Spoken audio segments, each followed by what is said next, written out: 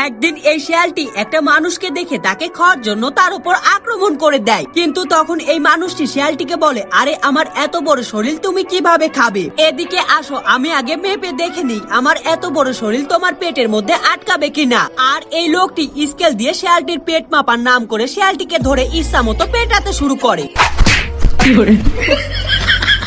আর এই শিয়ালটি লোকটির কাছ থেকে মার খেয়ে পালিয়ে বাসে। এরপর এই শিয়ালটি জঙ্গলের মধ্যে একটা গাধাকে ঘাস খেতে দেখতে পায় এবং সে চুপি চুপি গাধাটির কাছে গিয়ে তাকে বলে, আমার খুব ক্ষুধা লেগেছে, আমি তোমাকে ধরে খেতে চাই। আর তখনই এই গাধাটি বুদ্ধি করে শিয়ালটিকে বলে, আচ্ছা ঠিক আছে তুমি আমাকে খাও, তবে আমার পায়ের মাংস খুবই সুস্বাদু, তুমি যদি আমার পায়ের মাংস খাও তাহলে অনেক মজা পাবে আর তোমার ক্ষুধাও মিটে যাবে। আর এই গাধাটির কথা শুনে এই বোকা শিয়ালটি গাধাটির পায়ের কাছে চলে যায় তার পায়ের মাংস খাওয়ার জন্য, কিন্তু এই গাধাটির পায়ের কাছে যাওয়া মাত্রই এই গাধাটি শিয়ালটিকে লাথি মেরে 10 কিলোমিটার দূরে পাঠিয়ে দিয়ে দৌড়ে পালিয়ে যায়।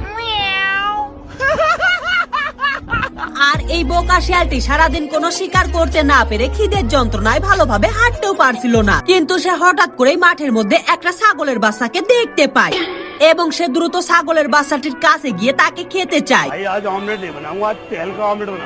আর তখন এই ছাগলের বাচ্চাটি বাঁচার জন্য বারবার শিয়ালটিকে তাকে খেতে নিষেধ করে, তবে এই শিয়ালটি সারাদিন কিছু খায়নি, এজন্য তার অনেক খিদে লেগে গিয়েছিল আর সে এই ছাগলের বাচ্চাটির কোনো বারণই শোনে না। এজন্য এই ছাগলের বাচ্চাটি বুদ্ধি করে এই শিয়ালটিকে বলে, আচ্ছা ঠিক আছে তাহলে তুমি আমাকে 1 ঘন্টা পরে খাও, কারণ 1 ঘন্টা পরে একটা শুভ সময় আছে আর তখন বললে আমি স্বর্গে যেতে পারবো। আর তখন এই বোকা শিয়ালটি ছাগলের বাচ্চার কথায় রাজি হয়ে যায় এবং সে ছাগলের বাচ্চাটিকে খাওয়ার জন্য 1 ঘন্টা অপেক্ষা করতে গিয়ে ঘুমিয়ে পড়ে। খতম।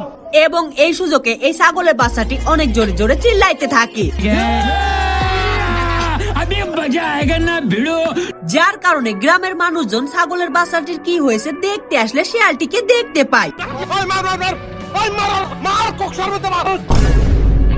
আর তখন গ্রামের সব মানুষজন লাঠি সোঁটা ও কুকুর নিয়ে শিয়ালটির ওপর হামলা করে দেয়।